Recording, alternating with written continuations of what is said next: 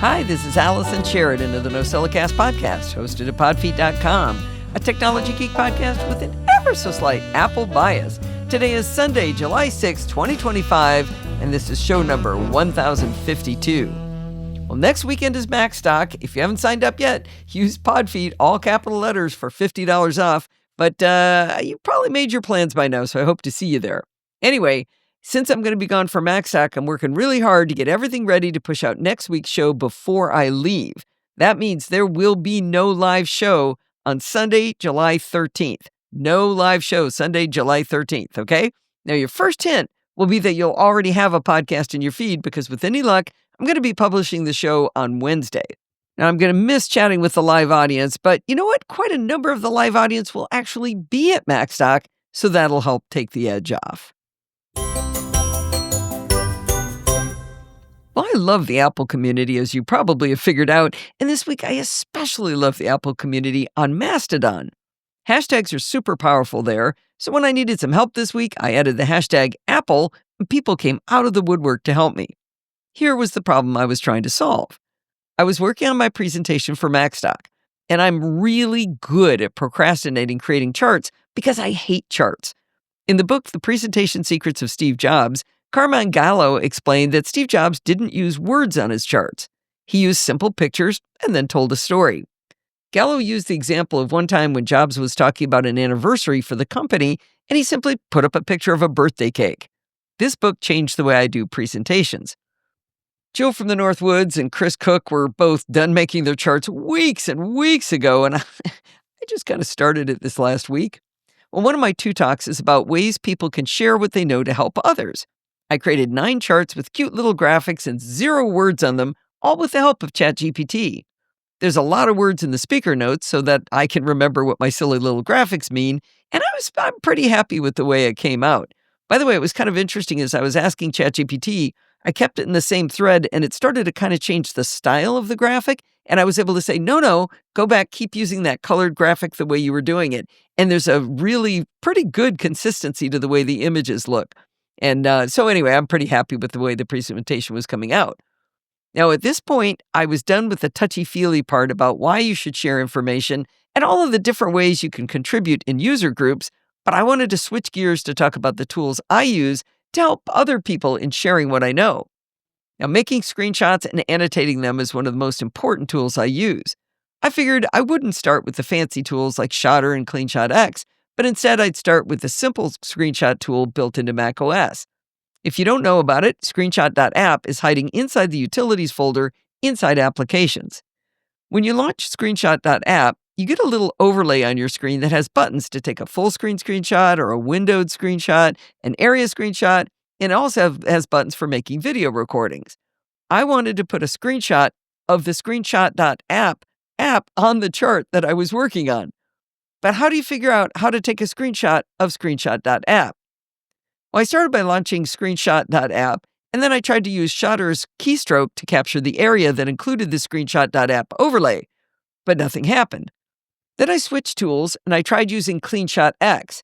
And the way I tried to use it was I went to the menu bar, and I tried to click on the menu to take a screenshot. But I couldn't do that while Screenshot.app had frozen my screen. I grabbed my phone and I took a picture of the screen while holding it very, very still. One of the problems with taking a photo of a screen is that you get these interference patterns because of the shutter speed of the camera versus the refresh rate of the screen. If you hold still enough when you take the photo and you take it as a live photo with an iPhone, you can change the live photo to long exposure and then you get rid of those interference patterns. They just kind of blend together. If you don't hold still, you just get a big old blurry image, so you got to be careful to hold still. Well, this looked okay, and I was able to trim the photo and then do a little bit of editing to try to make the contrast and brightness look okay. Wasn't great, but technically I had a picture of the screen and the Screenshot.app application. Now, I put out my plea on Mastodon asking, how can I do this? And I got a whole slew of answers. I'll give you the ideas in chronological order rather than giving value judgments up front on which one was actually best. Tage at Mastodon.social came back with the first ingenious idea. He suggested I create a video recording of my screen when I launch Screenshot.app and then take a screen grab of the video. Told him I was embarrassed I didn't think of that myself. I am a screencaster after all. I figured since this was a quick and dirty job, I'd just use QuickTime to record my screen. But guess what Screenshot.app uses to do video recordings? You guessed it, QuickTime. So when you launch QuickTime and choose File New Screen Recording from the menu bar, that's what launches Screenshot.app to record your screen. So I couldn't use QuickTime. But that's okay, it was time to bring out the big girl software. I launched ScreenFlow and I told it to record the screen. I launched Screenshot.app and then stopped recording. I exported the video as an MP4 and then opened it up and took a screenshot of that. This was so much better than the photo from my iPhone. I later realized that this could look even better. Why on earth did I export the video as an MP4 before taking the screen grab of it? That compressed the video instead of using all of its glorious pixels. I went back to the original ScreenFlow file and bigged it on my screen and took a screenshot that looked perfect. I thanked my new friend Tage for the solution to my problem. But a little bit later, Wayne Dixon and Yope both came up with the same idea. They suggested I use screen sharing into the Mac from a different device. Yope taught me about a terrific free app for the iPad to let me do this, but I'm going to save that as a teaser and make a dedicated article about it so it doesn't get lost in this story. Now, I know all about screen sharing, but it never occurred to me to use it to try to solve this problem. Right next to Screenshot.app in your Utilities folder inside Applications, you'll find an app called Screensharing.app. If you have another Mac on the network, you can screen share right into it, assuming you know the IP address and/or network name of the device. But there's an easier way.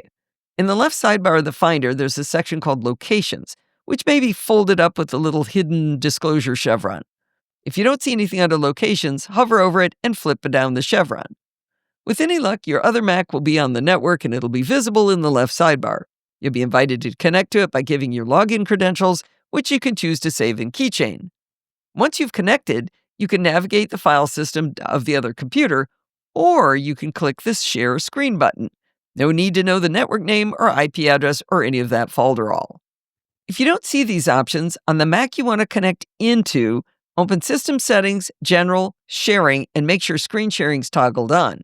When you select Screen Sharing to the other Mac, the Screen Sharing app will automatically launch and you'll be asked to choose the screen sharing type. You'll be asked, do you want standard or high performance?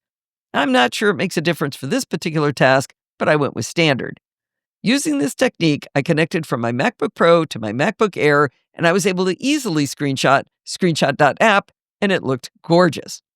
Now, here's the funniest part of this story. Remember early on I said it wasn't possible to take a screenshot of Screenshot.app using CleanShot-X? Imagine my surprise when Tim Stringer on Mastodon also replied, and he said, I was able to take a screenshot of Screenshot.app using CleanShot-X. Specifically, I did a full screen screenshot and then cropped it down.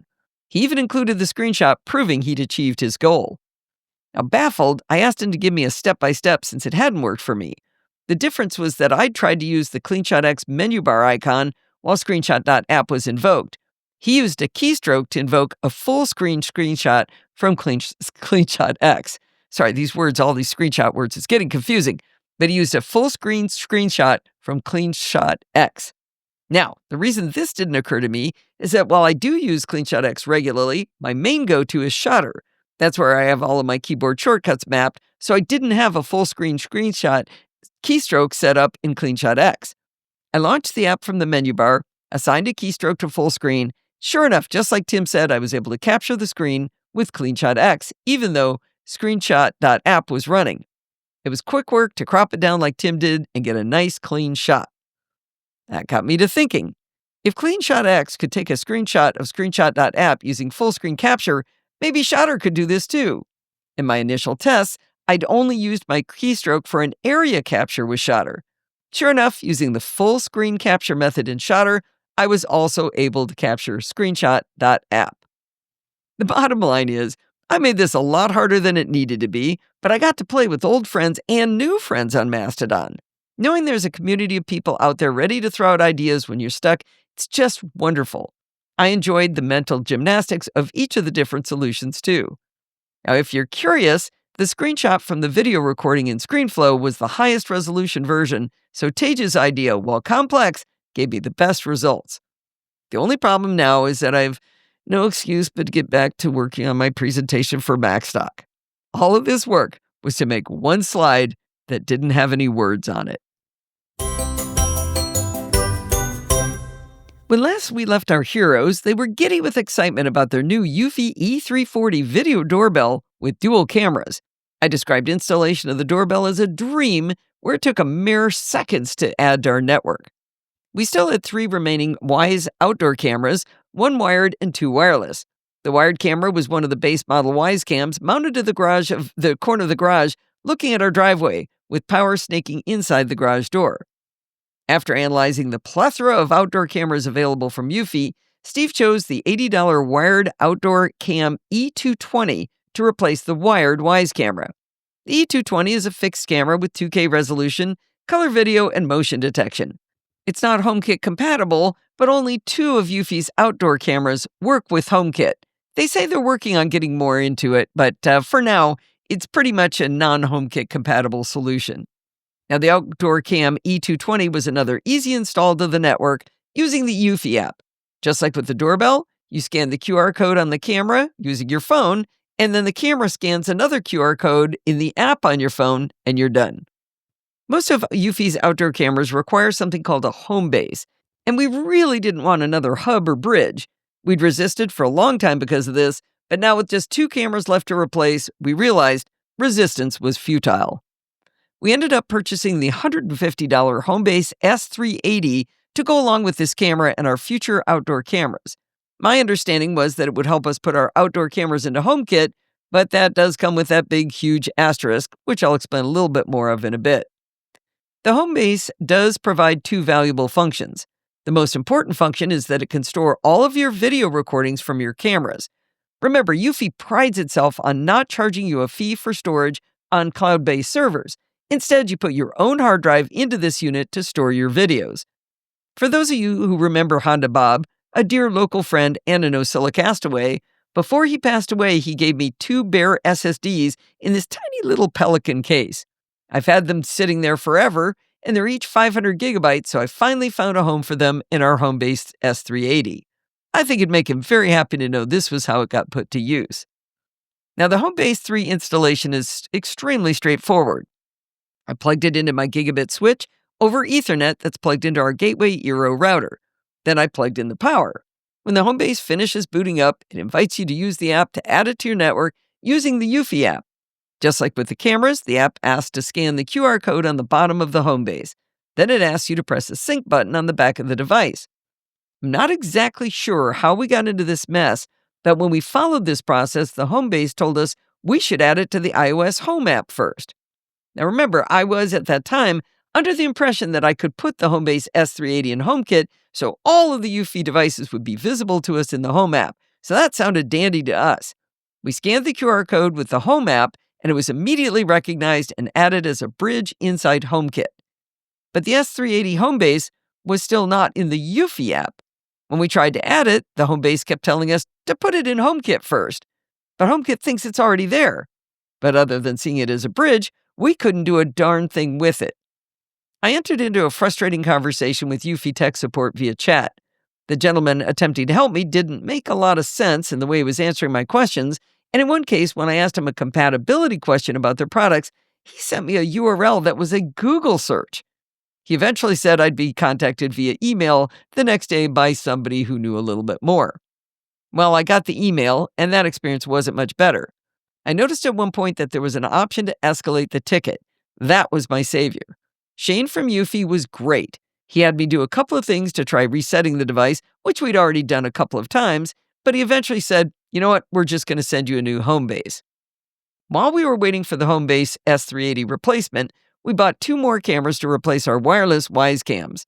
Again, after extensive research, which included another text chat at Eufy for help, we chose the $200 SoloCam S340, actually 2 of them. These are battery-powered and charged with a solar panel. Now look for bundled deals, especially on Amazon. For example, they sell a SoloCam E340 and a HomeBase S380 together for $300, which is $50 cheaper than buying them separately. Now, I know this camera, the S340, it costs a lot, but it is insanely cool. So Steve removed the old outdoor Wyze cam, which we had bought as a Founder's Edition. Came with a little black cowboy hat as a special gift. The squirrels have loved that hat. They've chewed all of the way through it. Anyway, here's what's cool about the S340. I said it was solar powered, but it's also got AI motion tracking and it has a 1x and 3x camera. Adding it to the network was easy peasy, following the same process as all of the other cameras. Once Steve had it mounted on the fence where the old cowboy Wisecam lived, we got to start playing with it. This camera tracks your motion as you run around the yard and zooms in on the subject with that 3x camera. And okay, it doesn't zoom, but you know what I mean. It's a 3x telephoto, but that 3x camera follows the person running around.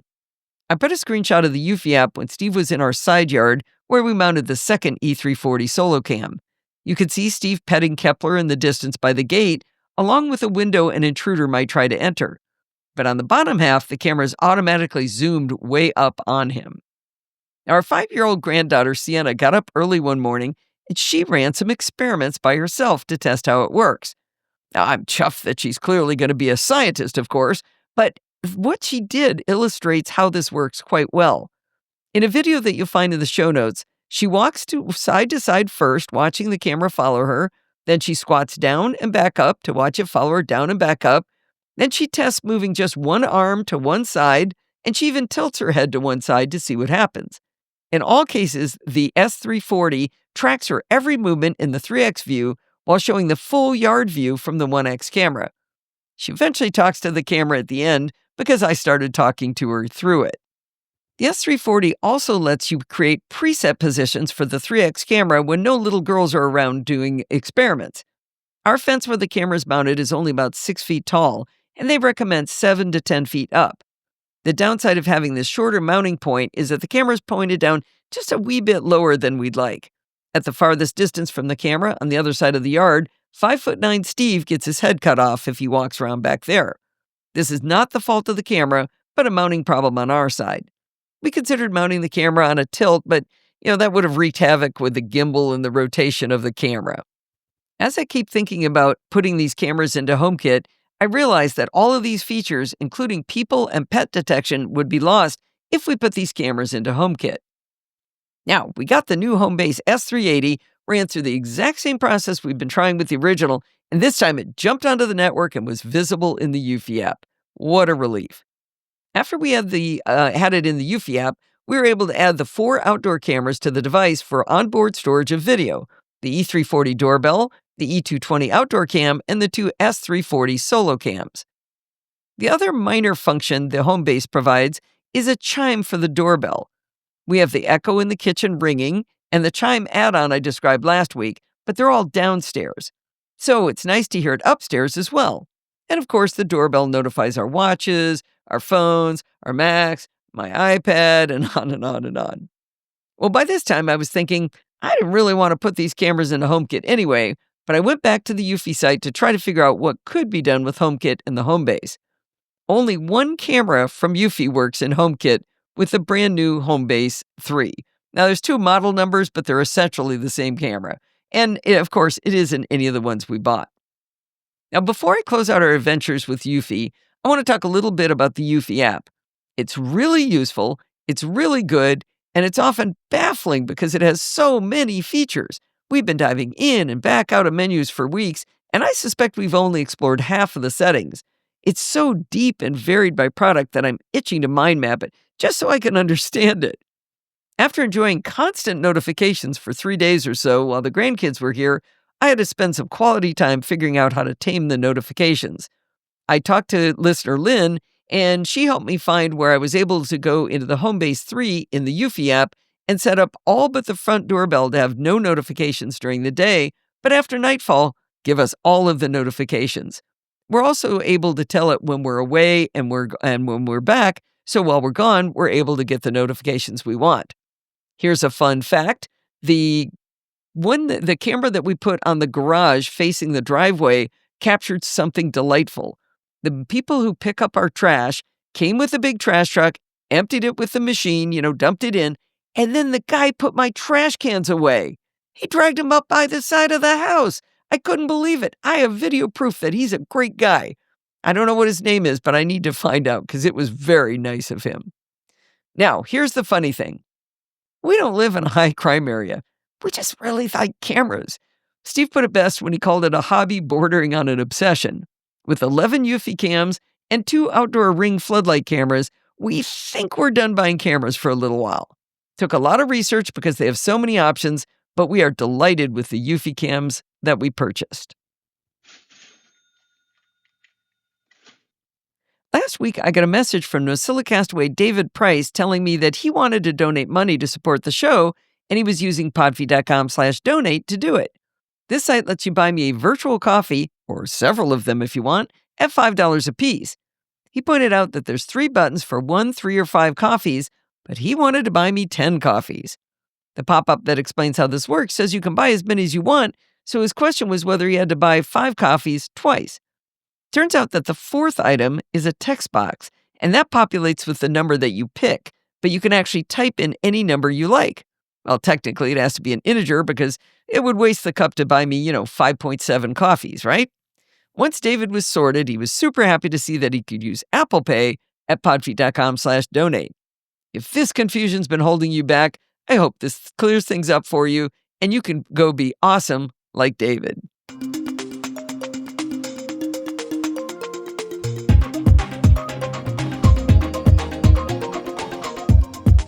Well, it's that time of the week again. It's time for Security Bits with the lovely Bart Bouchatz. How is the lovely Bart Bouchatz today? As I've been saying to people, I am. I've had some stuff going on in real life. I won't go into detail, but we had another bereavement in work, which is our 3rd in a very small team. So I'm just being. Pedaling as fast as you can to stay afloat, huh? Well, no, I think we've all given each other a break. All of us are pedaling very slowly, and no one's giving up to anyone about it. Okay, that's probably a good approach because it's a shared pain. Yes. Yeah. Yeah. Yeah. I mean, I'm not terrible. I'm not great. I am. Yeah. All right. Well, keep being. I'll do me darndest. I also have annual leave coming up soon. 1 more week of work and then annual leave, so that'll be nice. Oh, there we go. All righty. Well, let's cleanse our palate with some terrible Security Bits news. Well, we'll get there. I have some really nice palate cleansers, actually. But we do have a few things. I get to say you were right and I was right. We were both right. So we talked last time that the crimeware tends to go in waves, and we'd said that, they'd sort of finish all the low-hanging fruit in health and they'd switch to insurance, and they discovered that the insurance companies are good at cybersecurity and they weren't getting anywhere. And you said, well, they won't be staying here long then. And I said, no, they won't. No, they didn't.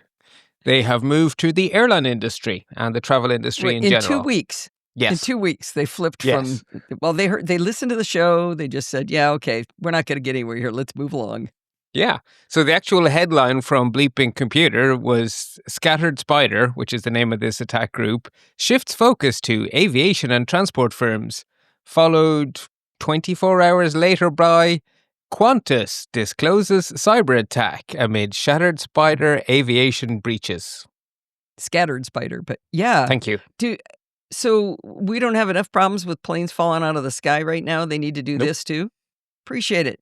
Yeah, cheers. Good timing. Thank you. Yeah, great. Just put a flag in it that the completely without legal basis non-ban of the banned TikTok, whatever you want to phrase that, has been extended for 90 more days of nonsense. Yeah, there's no legal basis for this, and a bunch of Google shareholders are suing Google because of the large legal liability they're building up. Don't know if it'll change anything, but September 17th. Let me see if I get this straight. So the president gives executive orders that say, oh, Apple and Google and Amazon, whoever, don't worry your pretty little heads about this. We will not in any way shut you down, sue you, do anything to you if you let TikTok keep going. But the shareholders of Google are going, yeah, do you really trust them? Do you really want to keep going down this road? So that's why they're suing? Yes.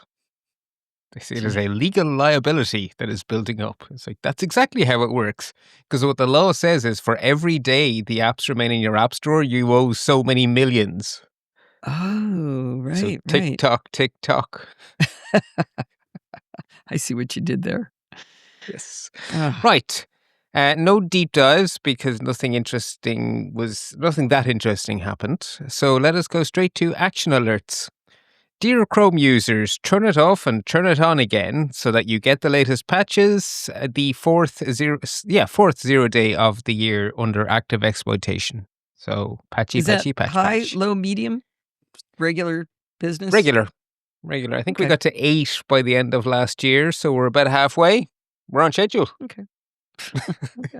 I do like that it's turn it off and turn it back on again. Yes. It's a good design. Yes. Now, don't panic. I'm going to say words that sound scary, but it's okay. Critical pseudo vulnerability lets local users gain root access on Linux, affecting major distributions. Responsibly disclosed a few months ago, patches long out. Now we've been told what those patches did. Oh, okay. Okay, that's good. Yes. So this is somebody already on the local network can gain No, root on the access. local machine. Oh, on the local machine. Okay. And then they can gain root access. So it's probably engineers trying to get work done, getting into their Linux machines, not allowed to have sudo because the machine's locked down and they want to get something done. They need to load a driver. That's my guess. And any malware that sneaks in gets to be root. Yeah, there's that. Okay. Yeah. But so not a big risk for us. Not for a local user, not for NoCellicast away. So imagine you were running a server where students had non-root accounts.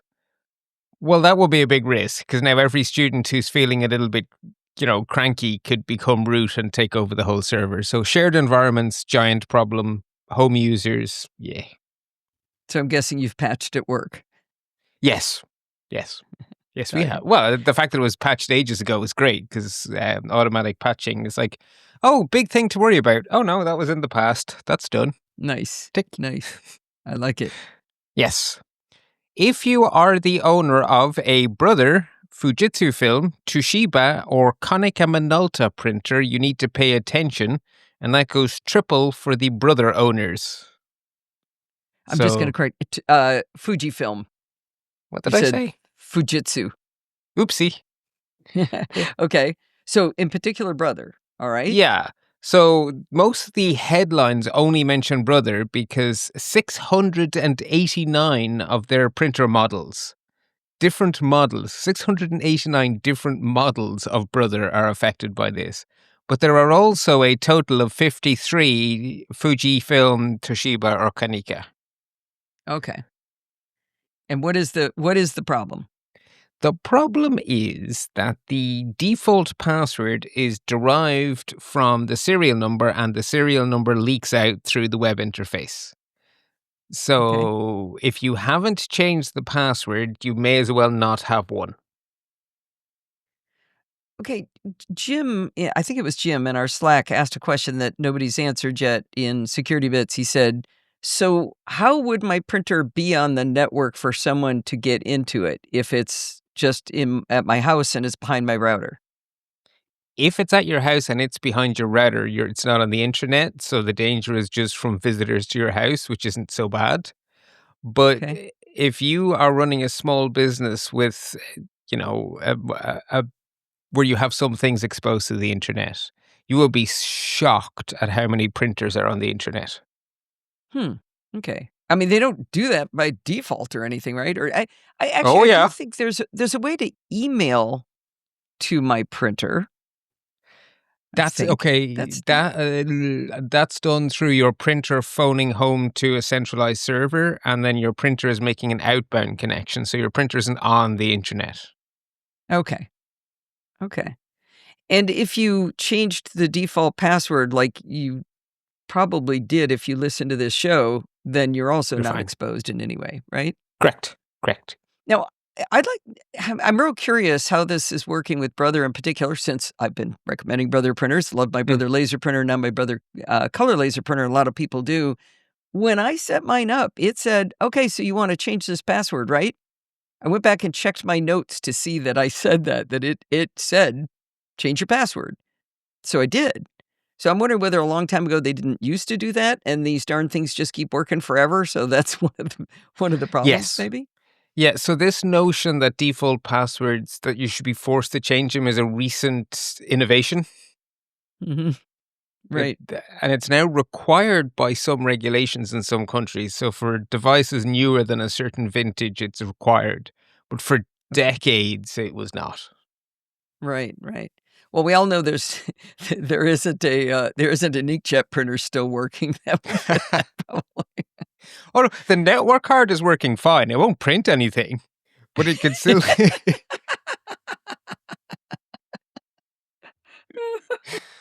Okay, good point, good point. Yes. All right, so this is not I don't think this is a big panic thing. Everybody sent it to me going, "Oh, are you still gonna, Yeah. recommend Brother printers after this?" I'm like, "Well, yeah." Did they responsibly disclose this, Well, the problem is or did they need somebody to else? change how the factory works because default passwords get baked in the factory.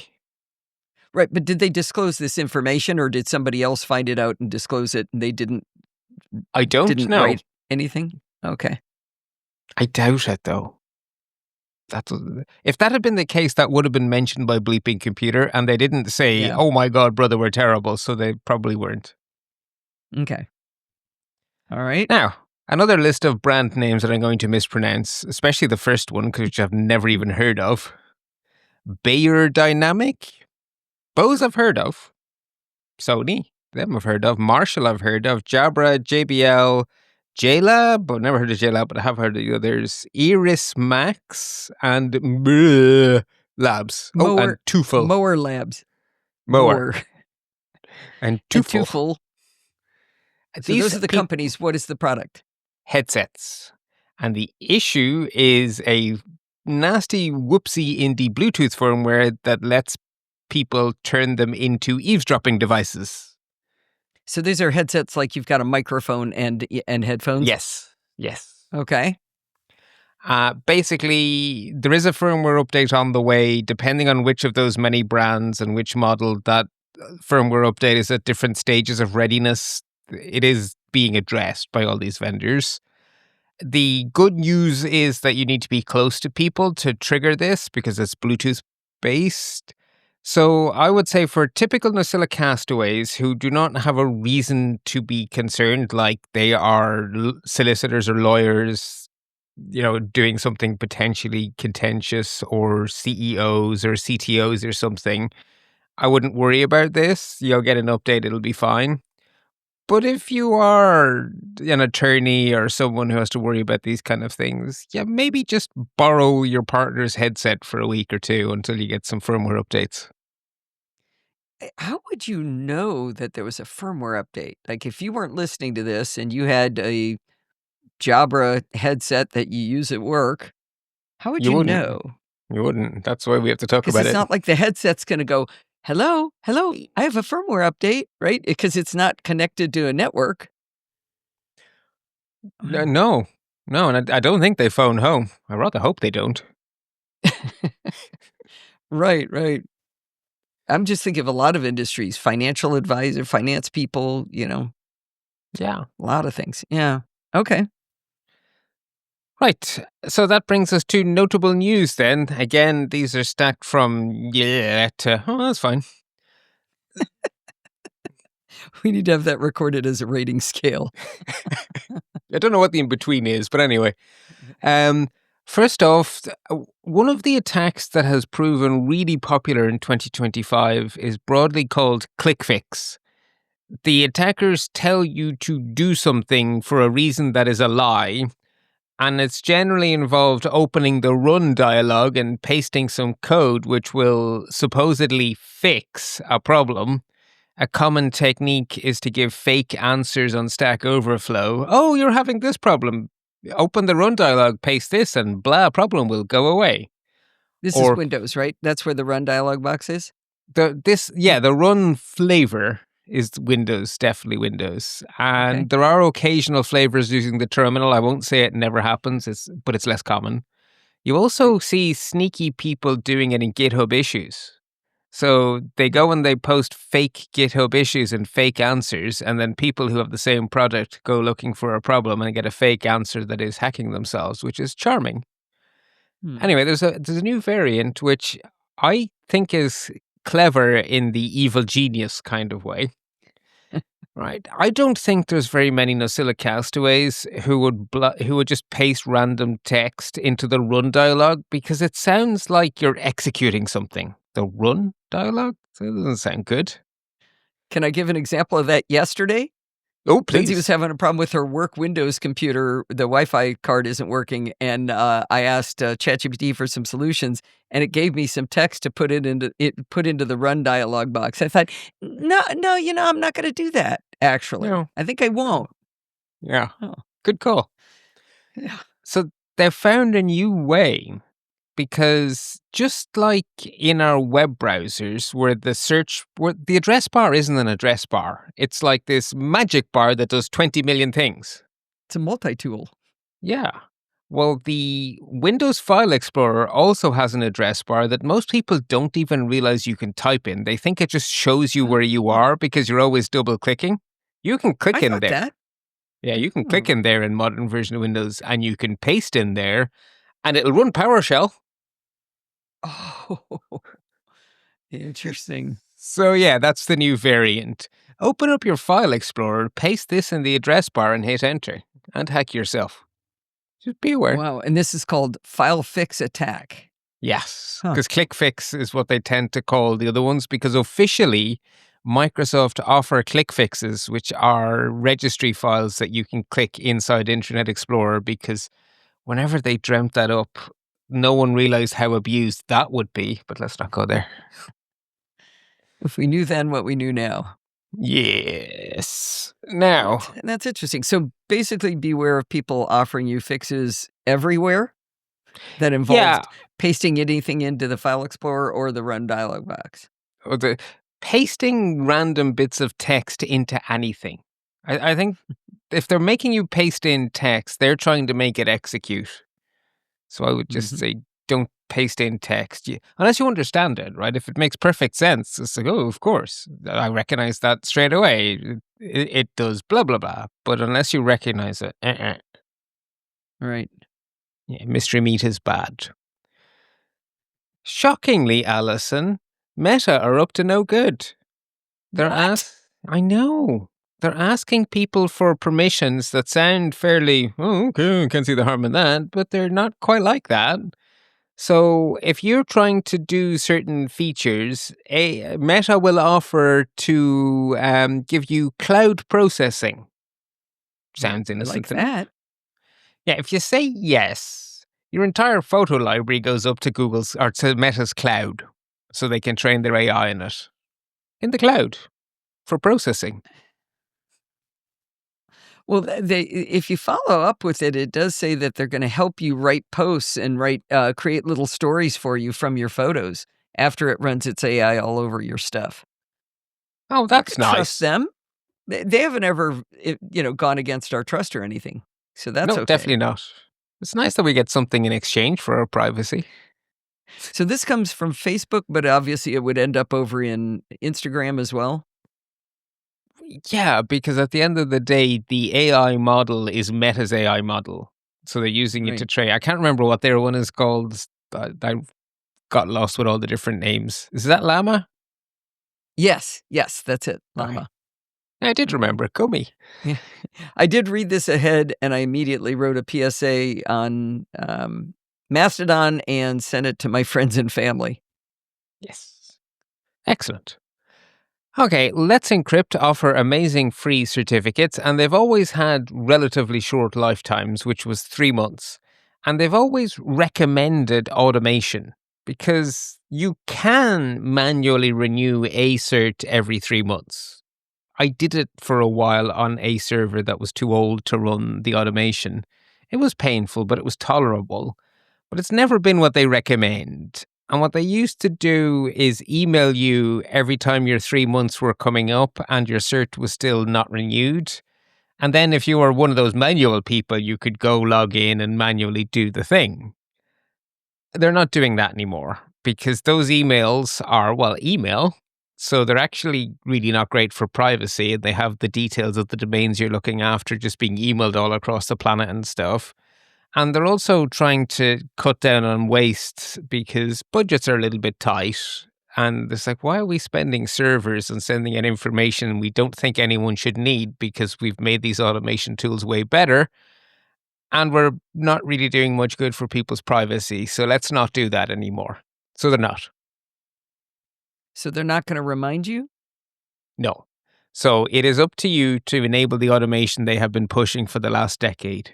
And I don't know about you, Alison, but I have no manual Let's Encrypt certs left because they only have a 3-month life and I can't remember to do anything every 3 months. Yeah, I'm pretty sure you switched me over to the automated ones. Yes. Oh, definitely. Unless you're doing something every 3 to months. Yeah. Yeah. Good. And also, well, if you're like, oh, this is effort, I'll just set my own calendar reminder. I'll give you a little bit more motivation to do the right thing.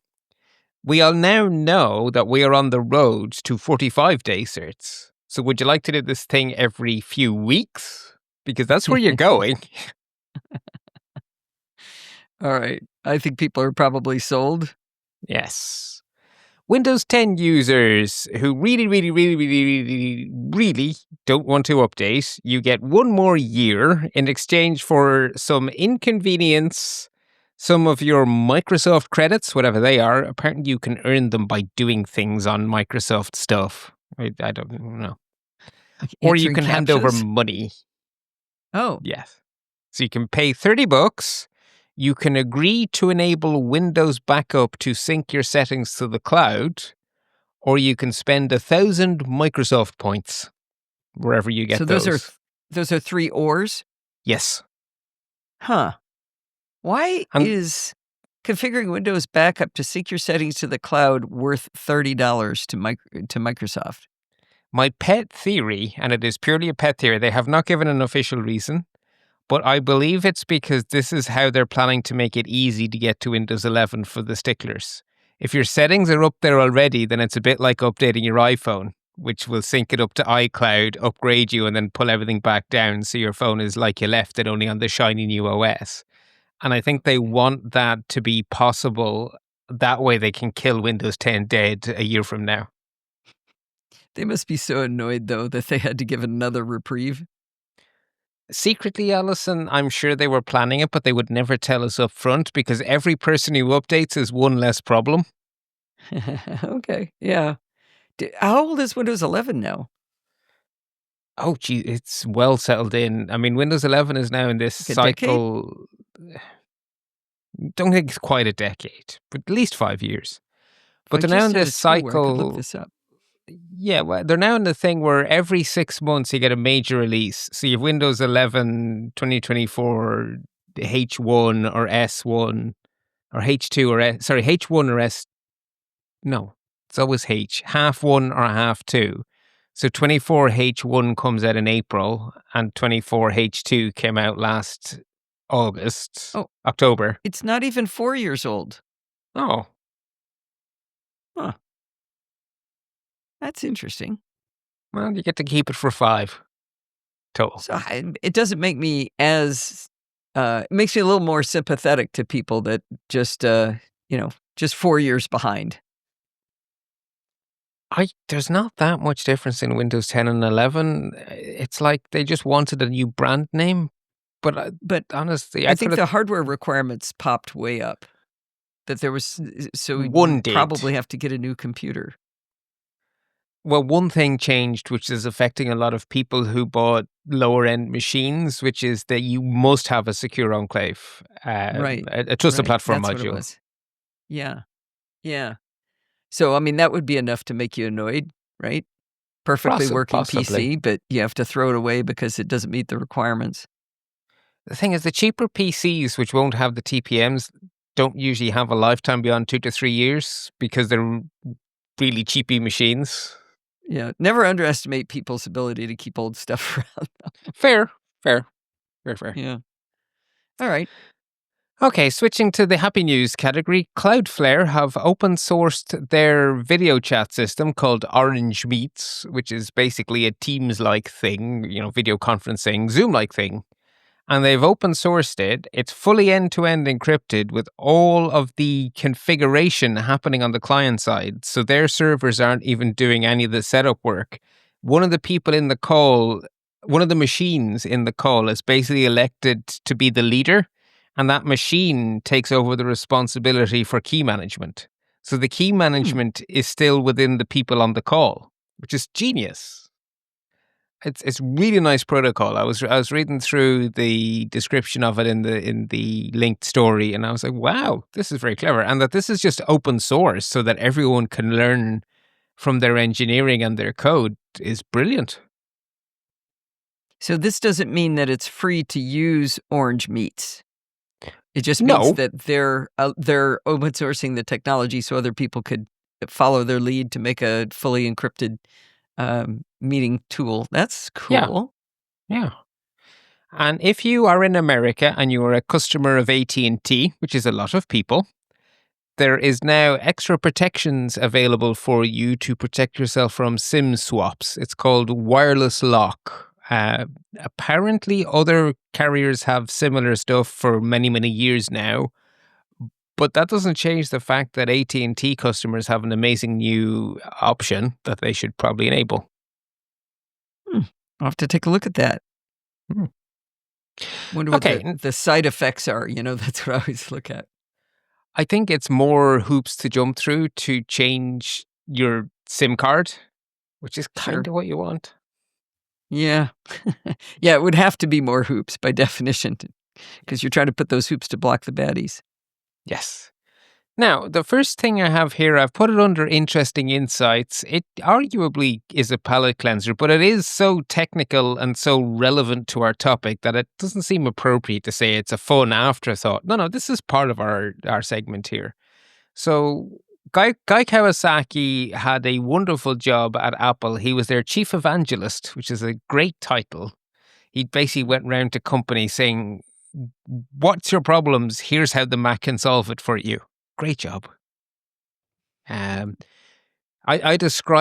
use his word to describe my role in cybersecurity. I'm the cybersecurity evangelist because I don't have the power to make people do things, but I do have the power to convince people to, and that's my job, and it's great. Anyway, he has a fantastic podcast I just like to plug anyway. It's called Remarkable People, and he interviews remarkable people, and it could be about anything. Like absolutely anything. It reminds me a little bit of the Alan Alda stuff. So, God only knows. It's about communication. Well, that's broad. Guy Kawasaki, interesting people. Well, that's broad. Anyway. Remarkable, yes. His guest on the most recent show is a lady called Cindy Cohen, who is one of the chief people in the EFF. She is also one of the main hosts of their podcast, so I recognize her voice straight away, but she's normally the person asking the questions. Here she's the interviewee. And you really learn a lot about what the EFF does, why the EFF exists. And Guy sort of asks, he plays the Allison role extremely well and asks very obvious questions. So, I mean, personally, you obviously never use Face ID or Touch ID because, under the Fifth Amendment of the Constitution, they can make you look at your phone, but they can't make you type a password. So you'd never use those. And she goes back and says, actually, no. Everyone should make the trade-off themselves, and we have a guide to help you judge what the right trade-off for you is by asking you questions. There's no blanket answer for these things, and as it happens, I do have these things on because the protection they give me outweighs the small risk, yada, yada, yada. It's a fantastic discussion that comes out of asking the obvious question. And I thought, wow, she's answered that really well. And similarly, the question is, so you obviously tell all of your family never to use WhatsApp. And she says, no. She says, that's where people are. So compare WhatsApp on the spectrum of things they could be using. And actually, even if it isn't perfect, it isn't as good as Signal. It is a lot better than Telegram that made up their own encryption algorithm. And people are there. They're using the Whisper Sync algorithm. So actually, it's not a bad place. Be practical. That's interesting. Yeah, looking at what's good enough and better enough.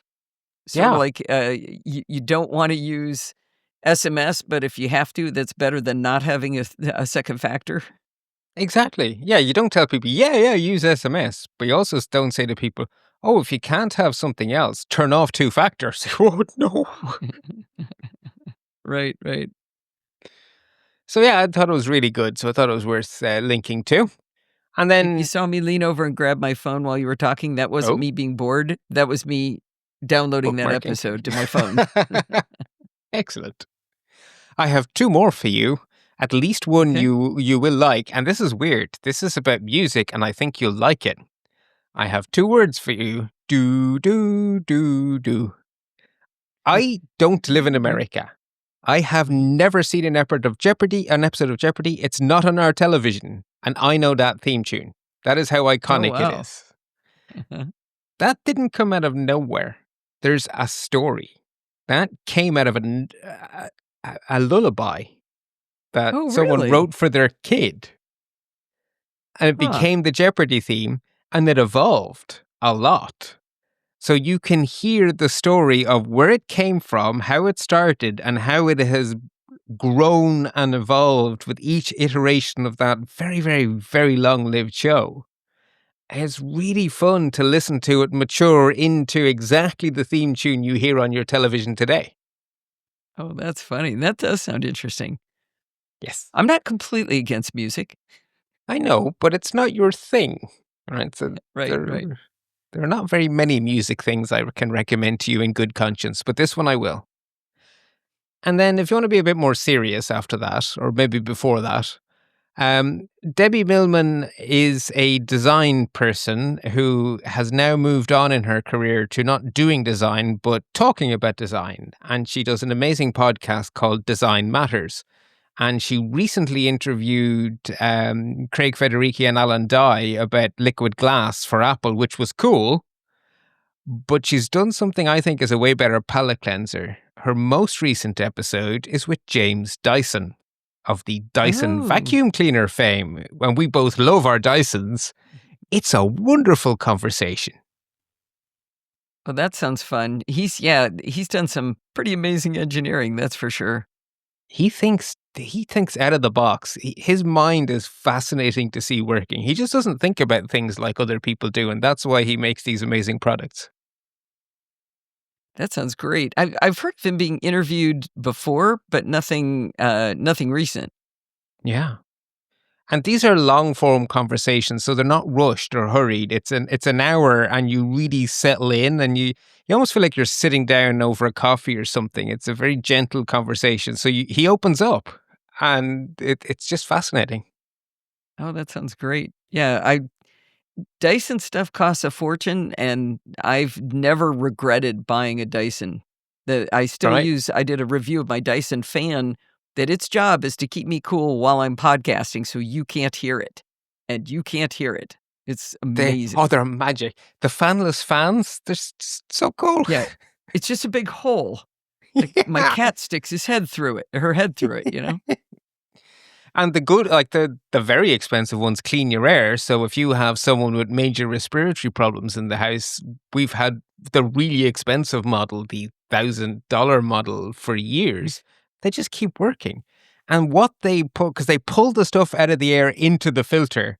And then every half year or so, a little warning light comes on and says, hey, change my filters. And you look at what has been pulled out of the air. It is astonishing. Disgusting, huh? Yeah, I actually think that's one of the magic things of his designs is that you can see the effect. Like I don't think vacuum cleaners had clear canisters before he did it.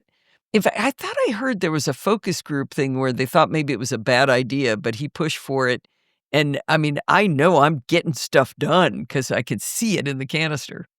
It was worse than that. Basically, the shopkeeper said, we're not going to stock these. No one wants this. And he went, look, here, have 5. Don't pay me anything up front. And they sold like hotcakes. Definitely good stuff. Yeah. Well, that's fun. Those are some good palette cleansers. Sorry I didn't contribute anything this week. I had something and I just can't remember what it was. It was something music related, but I can't remember what it was. Something music that I liked.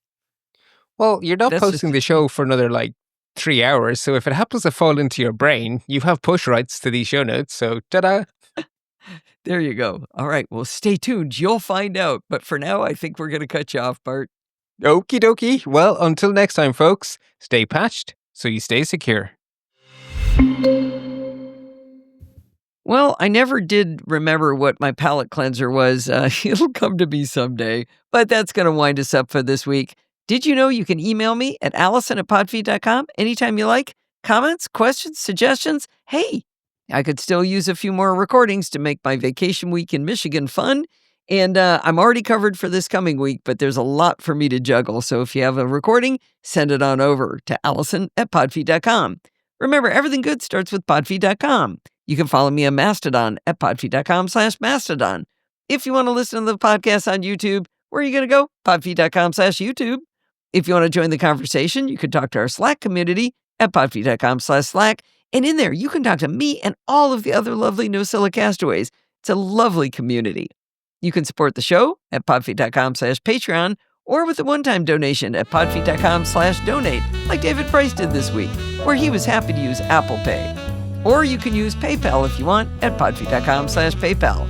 And if you want to join in the fun of the live show, you're going to have to wait until 2 weeks from now to head on over to podfeed.com/live on Sunday nights at 5 p.m. Pacific time and join the friendly and enthusiastic NoCellicastaways. Thanks for listening and stay subscribed.